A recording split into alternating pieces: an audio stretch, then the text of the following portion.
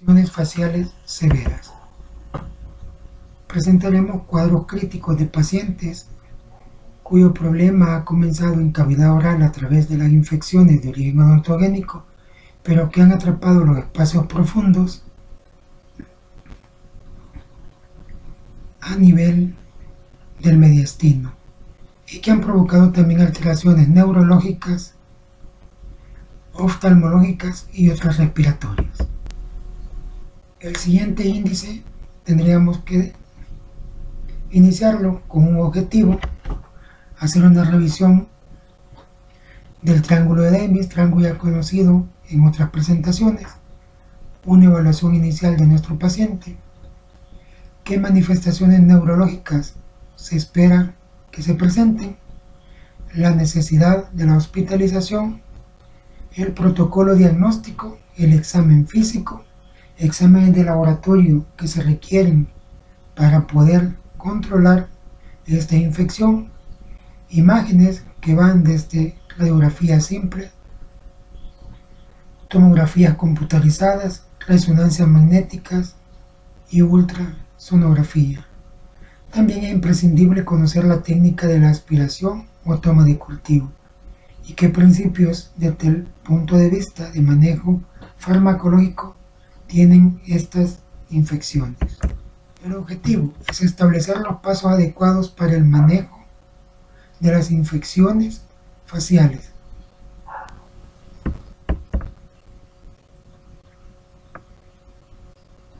Comenzamos a hacer la evaluación en este momento.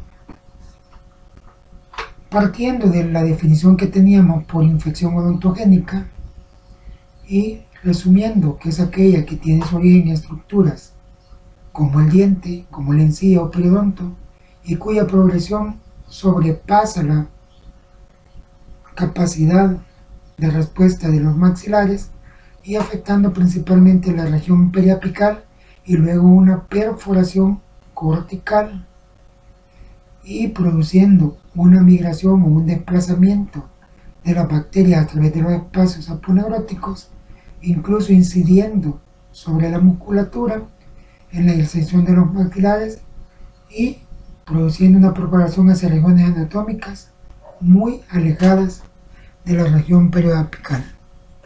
Esto nos da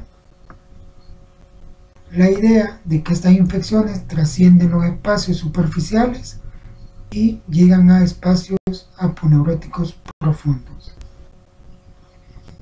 El ya conocido triángulo de Davis formado por el huésped, el paciente o sencillamente el organismo que va a ser invadido, el patógeno que también puede estar incluido dentro de la flora normal y el fármaco que es el que trata de contrarrestar los efectos dañinos de los patógenos.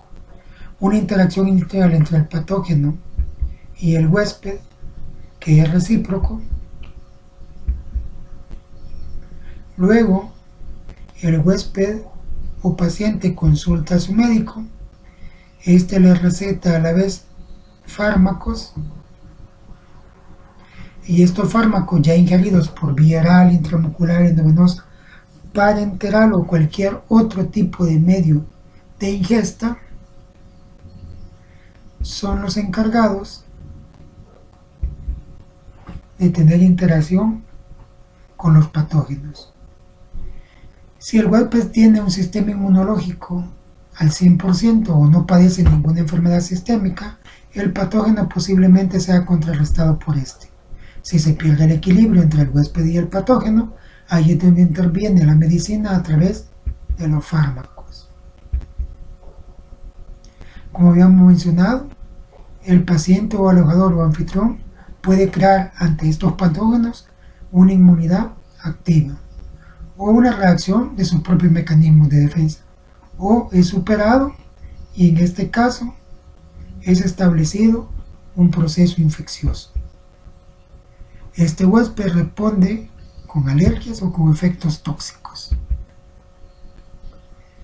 Y los fármacos que se le administran tienen que tener una toxicidad selectiva y no deberían de alterar la flora bacteriana presente en cavidad oral. Debería de respetarla. Así la interacción lograda entre el patógeno y el fármaco, a su vez, el patógeno, trata de resistir al fármaco indicado. ¿Cómo lo resiste? A través de la resistencia bacteriana y produciendo productos secundarios de la destrucción bacteriana. El ejemplo clásico, la penicilinasa. Tenemos que tomar en consideración la microbiología de las infecciones. En clases anteriores habíamos mencionado que los aerobios y los anaeróbicos estaban presentes en todo proceso infeccioso, creando una población de bacterias mixtas. Así tenemos que los aeróbicos representan el 25%, aquellos que necesitan oxígeno para desarrollar su letalidad, y los anaeróbicos un 75%. En cuanto al desglosamiento de los anaeróbicos, también habíamos mencionado que los cocos gram positivos eran los que se presentaban más en un 85%, especialmente los estreptococos con un 90% y los estafilococos en un 10%. Bacilos gram positivos en un 5%, bacilos gram negativos un 6%, y otros como podrían ser hongos o actinomycetes en un 4%. Los que tienen mayor proporción y presencia en procesos infecciosos son los anaeróbicos con un 75%, y dentro de ellos los cocos gram positivos tienen un 30%, teniendo en consideración que el 25% lo representan los estreptococos y los pectostreptococos el 75%.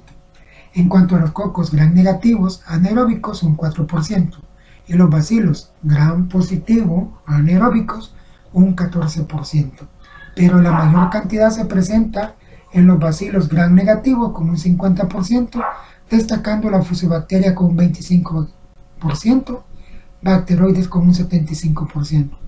Otros que podrían ser virus, hongos o actinomyces un 2%. Aquí estamos tratando de identificar qué bacteria es la causante. Estas infecciones deberán de tratarse de una manera rápida y agresiva para evitar las complicaciones que podrían presentarse. Entre algunas de las complicaciones más comunes que se presentan están la diseminación a los espacios aponeuróticos profundos, y estos a su vez pueden comprometer la vía aérea y el mediastino. Una diseminación hacia las órbitas o ojos, una penetración de la cavidad intracraneal mediante la extensión directa o a través de las vías de las venas faciales y nasales.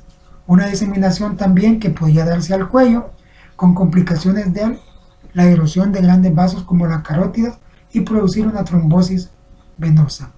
También podríamos tener un shock séptico, una migración de bacterias debido a que los organismos gram negativos, pérdida también de hueso o de dientes, cicatrización o tracto o fístulas sinusales con desfiguramiento facial. La evaluación inicial será una evaluación rápida, considerando algunas características importantes. Examinamos el cuello, buscamos espacios cervicales profundos, vemos su plenitud o su contextura normal, si no presenta rigidez de la nuca, si no hay dolor, si no hay dificultad al tragado, si no hay dificultad al hablar y si no hay ninguna desviación de la tráquea. La lengua, observamos si no está elevada, edematosa, sobresalida de su cavidad e inmóvil. En cuanto al piso de la boca, notamos si no hay una elevación de los pliegues tensos o el piso de la boca se ha elevado. En cuanto al paladar, vemos si no hay ninguna afectación o desviación de la úvula, o si no presenta eritema, o si su afectación es bilateral, con extensión de la úvula en sentido antero o postero inferior. Vemos también los espacios parafaringeo o los espacios laterales de la faringe. Vemos si no hay un aumento asimétrico de la pared faríngea, si no hay dificultad al tragar, denominada disfagia, o si no hay ruidos llamados estrictores, y si esto se presenta, es severo. Entonces, dentro de las consideraciones rápidas, tenemos que ver cuello, lengua, piso de la boca, paladar y espacios faríngeos. Todo esto previniendo de estas consideraciones clínicas deberíamos de evaluar la posible inminencia del involucramiento del mediastino. La distinción o diseminación mediastinal. Ahí hay sonidos cardíacos distantes, soplos o frotes pericardios, insuficiencia cardíaca o bombeo. Entre algunas manifestaciones neurológicas de nuestro paciente podríamos encontrar dolor de cabeza, cefaleas, escalofríos, fiebre o rigidez de la nuca o espalda, o algunas alteraciones visuales o fotofobias. Hay que considerar que los lactantes, los ancianos y pacientes debilitados pudieran no ser capaces de proporcionar una historia adecuada. Por lo tanto, esté pendiente de signos de agitación, cambios de niveles de conciencia, lo que llamamos deprimidos o alterados. Entre algunos signos tenemos la diseminación hacia la superficie intracraniana de la infección, produciendo accesos cerebrales y edemas que pueden producir un efecto en masa con los siguientes signos: ausencia de sensibilidad a través de la parestesia, dificultad a la marcha como la ataxia, disminución del campo visual, una alteración de la conjuntiva a través del papiledema, parálisis de alguno de los ojos, alguna oftalmoplegia, actividades convulsivas focales, náuseas y vómitos, alteraciones sensoriales progresivas, deprimiendo la conciencia hasta llegar al coma. Posibles necesidades de hospitalización o posibles indicaciones que serían útiles para que nuestro paciente sea referido a un centro hospitalario. Aquellos pacientes inmunodeprimidos, por ejemplo, pacientes diabéticos no controlados, alcohólicos, desnutridos, aquellos con insuficiencia de cualquier origen. Cuando hablamos del diabético, sabemos que la cicatrización o la reparación de los tejidos blandos es deficiente aún estando controlado. Cuando hablamos del paciente alcohólico, sabemos que este también tiene cierta carga de desnutrición que podría alterar todo nuestro sistema inmunológico y a la vez de cicatrización. Las alteraciones sistémicas como las fiebres mayores de 38.5 grados centígrados, si presenta debilidad, fatiga, deshidratación e incapacidad para tomar fluidos o líquidos. En cuanto a la colaboración del paciente, si el paciente no es confiable o incapaz de cuidarse por sí mismo, también será uno de los parámetros por los cuales deberíamos de hospitalizarlo. Y si nos manifiesta que es una diseminación rápida con cambios de color de la piel, con cefaleos o necrosis sugestivas, otrismo o parestesia, también serían indicaciones de hospitalización. Algunas características especiales son si el paciente presenta alguna osteomielitis o presencia de hongos. Esto es similar a lo que habíamos establecido como factores negativos, pronósticos de pacientes con accesos de origen dentario. Historia, esto es la duración del proceso en días, secuencia de eventos y qué cambios y signos y síntomas ha sentido el paciente, si se le ha prescrito algún antibiótico, en qué dosis se le ha recomendado y qué respuesta ha tenido. Revisión de los sistemas con mayor énfasis en lo neurooftálmico y en lo cardiopulmonar e inmune. También es necesario formular una historia social como exposición, viajes que podrían producir infecciones micóticas o parasitarias o alguna dependencia química farmacológica. Examen físico de cabeza y cuello. Tenemos que ver si no hay hinchazones, asimetrías, pérdida de los bordes y contornos anatómicos normales. Si hay algún exceso fluctuante versus una celulitis, establecer exactamente el diagnóstico del mismo. Ver si no hay alteraciones de ganglio a través de lo que se llaman linfadenopatías a nivel submandibular o en cualquier otra región del cuello o cara. Dificultad para la apertura. Esto nos lleva también a una alteración de la animación facial o de la gesticulación facial. producir en el paciente un examen llamado nasoendoscopía, que es la revisión de las fosas nasales para ver si no están alteradas o edematizadas o atrapadas con algún tipo de secreción. Secreciones a través de los orificios, como por ejemplo una sinusitis establecida. Si hay secreción purulenta tanto intra como extraoral. Si el paciente siente un atragantamiento o una llenura, lo que se le llama plenitud faríngea, como una especie de estorbo, también deberíamos de verle la piel. Si hay drenaje a través de fístulas o tractos sinusoidales, si presenta algún tejido necrótico o algún proceso necrotricante de aparecimiento oscuro que podría necesitar nuestra atención. Si también tiene pérdida de sensibilidad en la región donde está edematizada o inflamada, si al tocar esa superficie con nuestras manos enguantadas también oímos una crepitación como cuando tocamos papel de aluminio, eso podría decirnos que las bacterias están produciendo gases. O si hay salpullido o eritema en la enfermedad llamada de Lenz. Algunos exámenes neurológicos y oftalmológicos, llamado examen neurooftalmoscópico, en él buscamos los siguientes signos: el estado mental alterado de su conciencia, debido a que podría haber un atrapamiento del cerebro a través de una infección como una trombosis venosa profunda, la rigidez de la nuca, denominada también el signo de Kerning positivo, que esto nos podría dar una idea que el paciente podría estar en una fase de meningitis, un déficit motorio sensorial de alguno de los nervios de los 12 pares craneales, si presenta también el paciente algunas convulsiones o si manifiesta náuseas y vómitos. Continuando con algunas características oftalmológicas, podemos ver aquellos pacientes que pueden presentar proptosis, que no es nada más que el desalojamiento del globo ocular de la órbita por el proceso infeccioso. También podemos ver aquellos signos que se llaman quemosis, que es la alteración de la conjuntiva del ojo del lado edematizado o inflamado.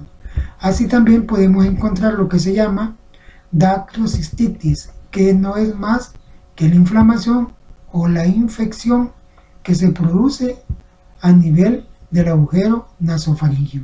También podemos encontrarnos con fotofobia, que el paciente no tolera la luz y al hacerle el examen con la lamparita podría apartar su cara, así como algunas oftalmoplejías en la cual el ojo que está atrapado tiene una posición fija debido al acceso al edema o cualquier otra sustancia alojada en su órbita y no lleva coordinación con el ojo contralateral del lado no afectado. Tendríamos que hacer un examen del mediastino. La idea del examen es lograr identificar diseminación de la infección desde la cabeza al mediastino. Afecta las rutas contiguas a través de los planos aponeuróticos. Entre algunas características que presenta el paciente son dificultad respiratoria, dolor pleurico o torácico supraesternal o abajo o del lado del corazón, se oyen frotes o sonidos cardíacos muy distantes o lejanos, distensión de las venas del cuello, sepsis a través de una septicemia, fiebres altas y ensanchamiento radiográfico de la zona mediastinal. Cualquiera de estos signos nos puede dar un signo de alarma, porque la infección, si se produce en el maxilar superior, lo que hay que prevenir es que no haya problemas neurooftalmológicos. Y si se produce a nivel mandibular, debemos de percatarnos que no atrape el espacio mediastinal, aunque algunas infecciones de origen dental podrían ser tanto de dientes superiores como inferiores y tener las dos vías de contaminación. Cuando nosotros colocamos a nuestro paciente en una posición supina y realizamos el movimiento o extensión de la rodilla y el paciente no puede realizarla, a eso lo denominamos el signo de Kerning. ¿Qué nos está indicando este signo?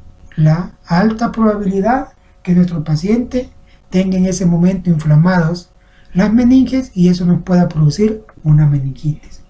También tenemos otro tipo de signo a utilizar siempre para identificar posibles problemas neurológicos como la meningitis, lo que se denomina el signo de Buczynski.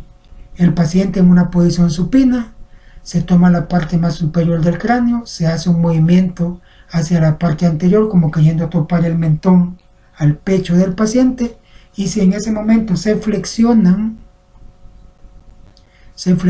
las rodillas de nuestro paciente, la posibilidad de meningitis es muy alta. Una flexión abrupta del cuello, estando el paciente en decúbito dorsal, produce una flexión involuntaria en las rodillas.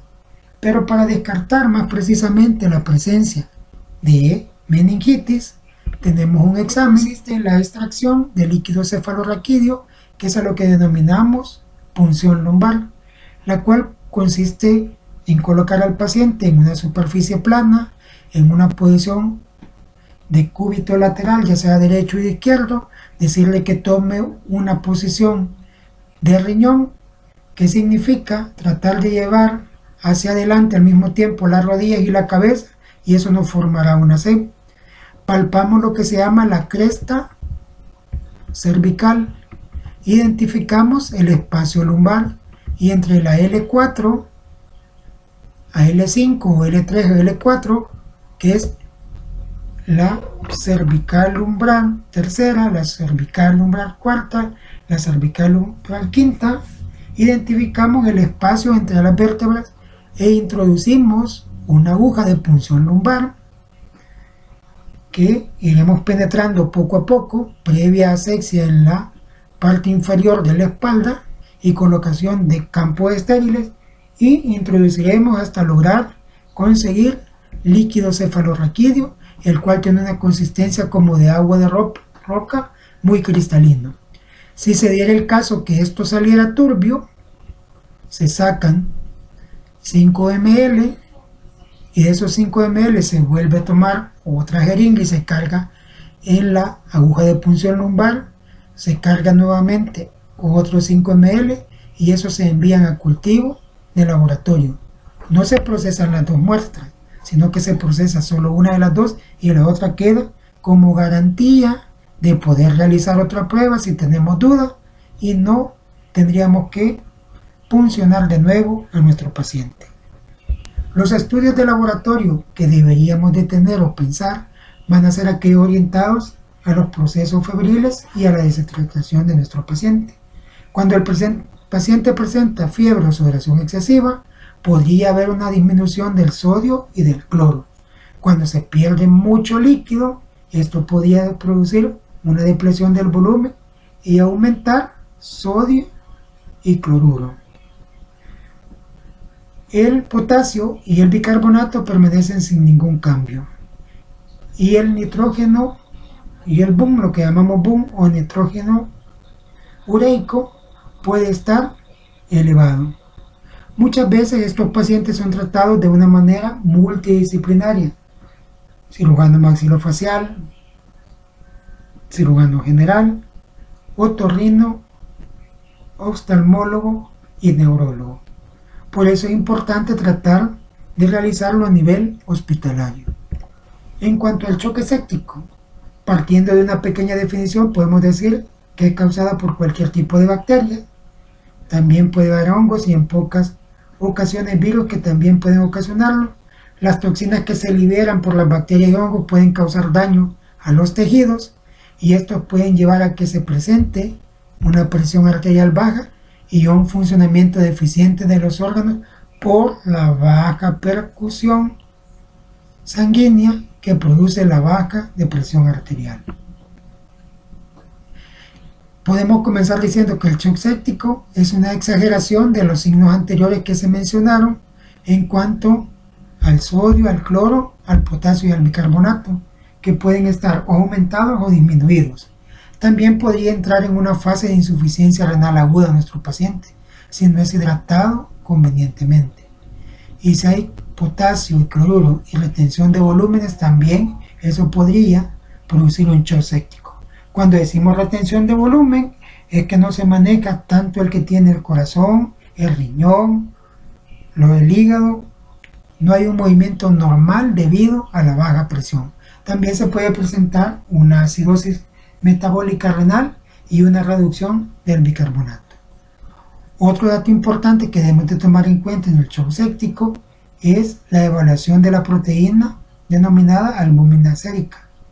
Cuando ésta disminuye, puede hacer que haya presencia de osteomielitis o de una infección necrotizante producida por estreptococos o bacterias anaeróbicas. Esto también debería ser un signo de alarma.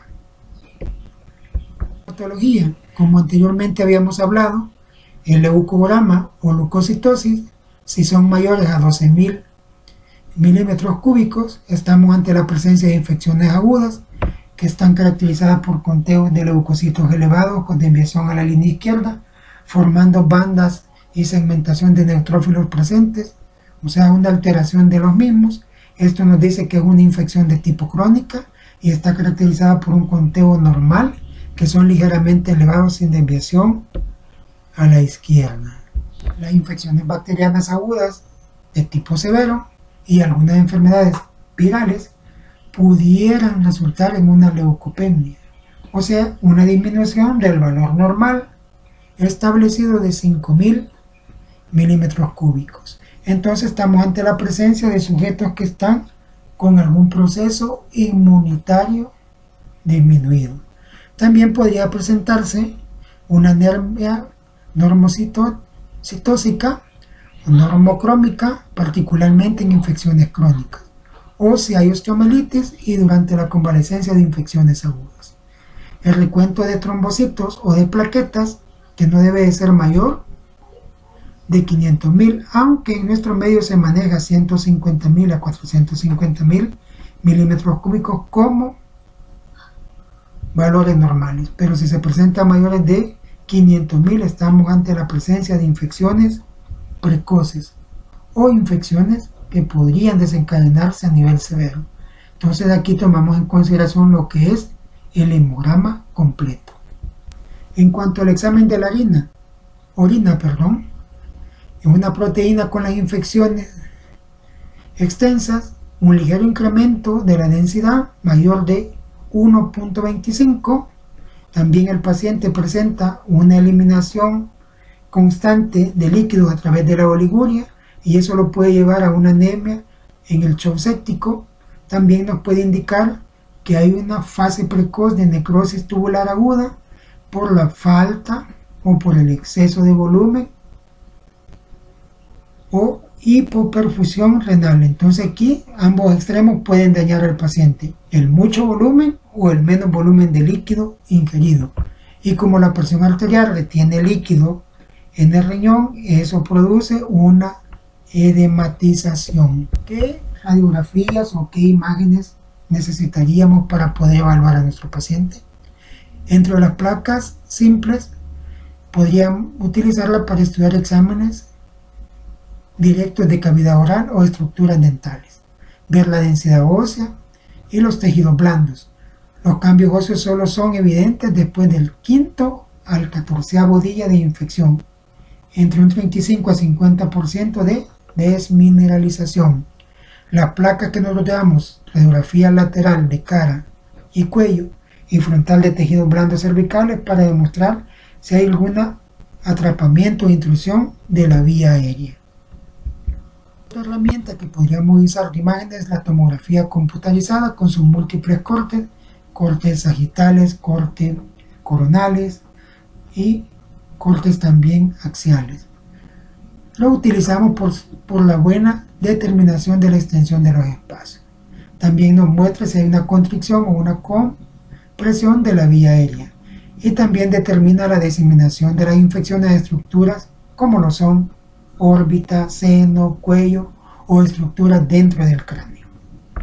resonancia magnética, que es utilizada para tejido blando, también nos podría dar una idea.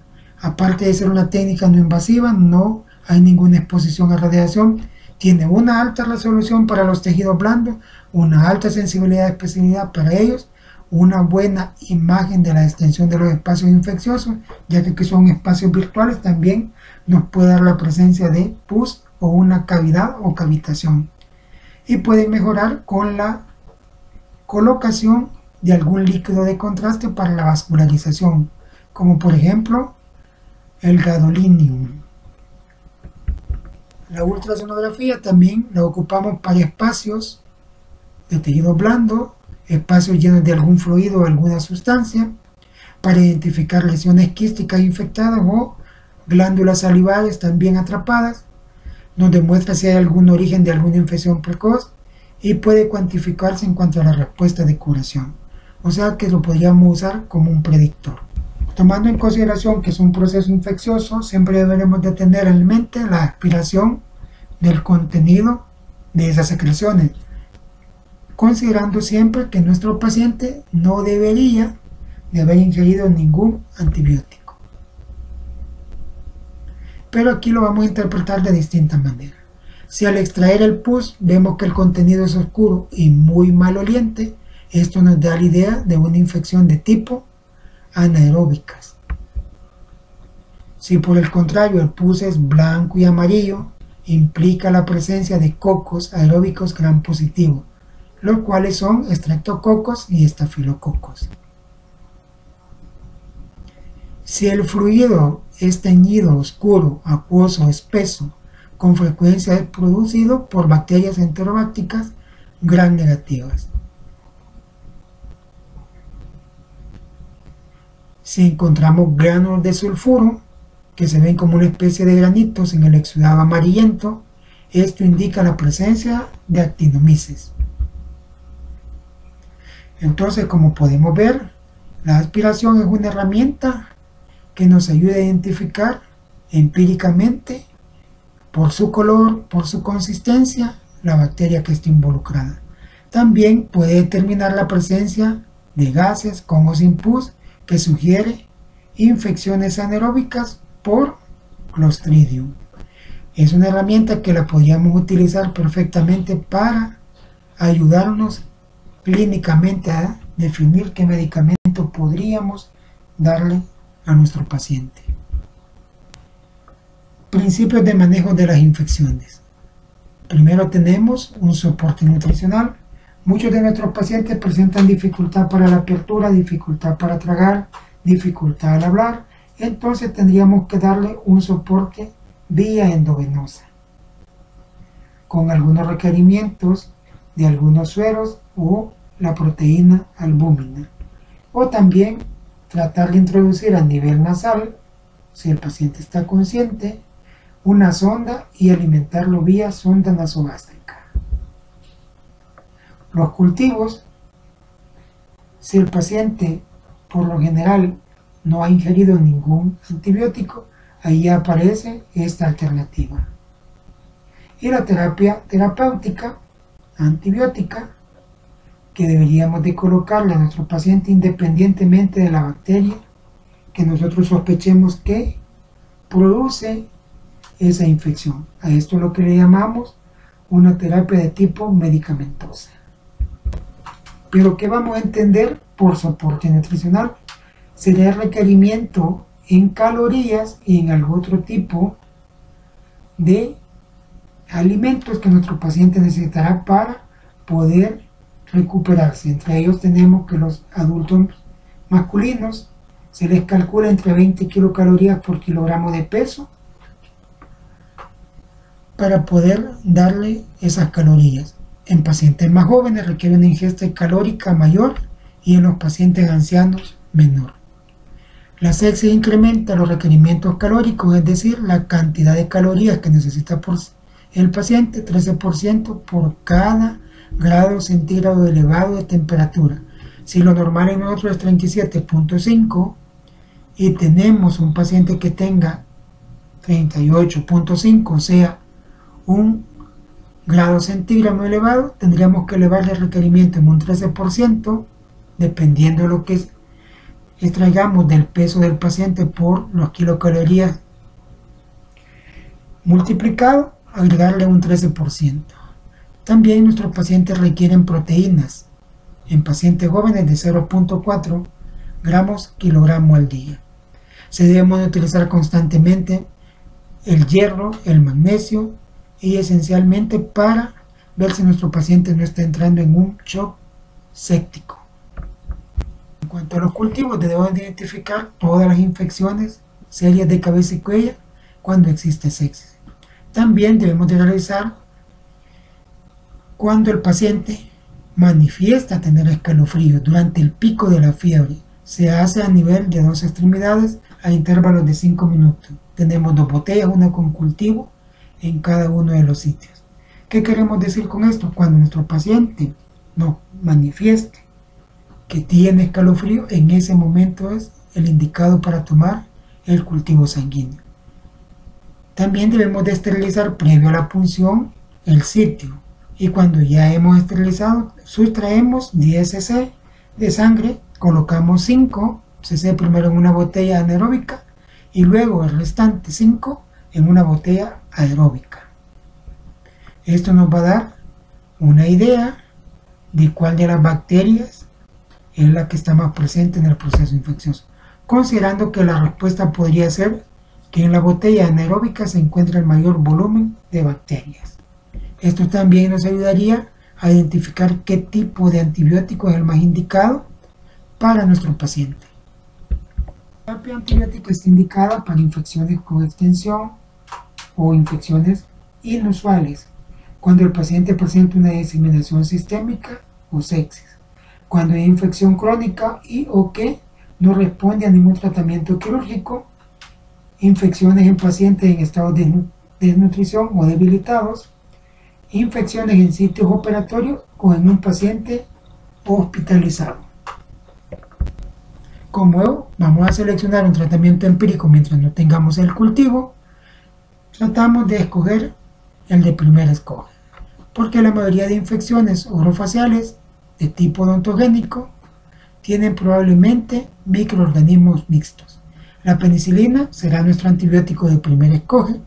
Es efectivo contra cocos gram positivo y anaeróbicos, y el 5 al 7% de la población es alérgica a la penicilina, pero aún sigue siendo el medicamento de primera opción. Si llegáramos a tener pacientes que no pueden tolerar la penicilina porque presentan procesos alérgicos no comprometidos, tendríamos algunas alternativas como la clindamicina, la cefalosporina, eritromicina, claritromicina y doxacilina. Para aquellos pacientes que están comprometidos sistémicamente, se usa la profilaxis de la endocarditis bacteriana y en pacientes previamente hospitalizados. Podemos darlo por vía oral o por vía parenteral. Si nos decidimos por vía oral, podemos dar clindamicina combinada con un inhibidor de la beta-lactamasa, ya sea amoxicilina con ácido clavulánico o metronidazol, adicionándole clindamicina o penicilina. Si fuera por la vía parenteral o vía intramuscular o endovenosa, podríamos prescribirle o introducirle cefotixina, ceftriaxona, clindamicina, vancomicina, una combinación de un inhibidor de beta-lactamasa como es la amoxicilina con sulfactán, piperacina más tazobactán o las quinolonas como la ciprofloxacina. En cuanto a las cefalosporinas, que tienen una acción anaeróbica muy limitada y existe una reacción cruzada de 8 a 10% en pacientes que tienen reacciones aceleradas o anafilaxis a la penicilina, podríamos utilizarla. La eritromicina, que es un agente de amplio espectro, pero es menos efectivo que la penicilina. El metronidazol, que es casi exclusivamente para atacar bacterias anaeróbicas. La vancomicina, que es para estafilococos meticilino resistentes, pero haciendo la aclaración que este es de uso exclusivamente hospitalario, ya que se tiene que estar calculando la función renal a través del examen de orina, a través del nitrógeno ureico y también de la urea. Las quinolonas, que son para procesos osteomielíticos establecidos o crónicos. Bueno, hemos concluido con infecciones severas. Ha sido un gusto haber estado con ustedes en este curso. Les agradezco su infinita atención a esto, y también hay que buscar el apoyo en libros de texto, pero a la vez hay que actualizarnos con artículos de revista que hablen de este tema apasionante como son las infecciones severas de tipo facial o todas aquellas infecciones que son de origen dental. Gracias.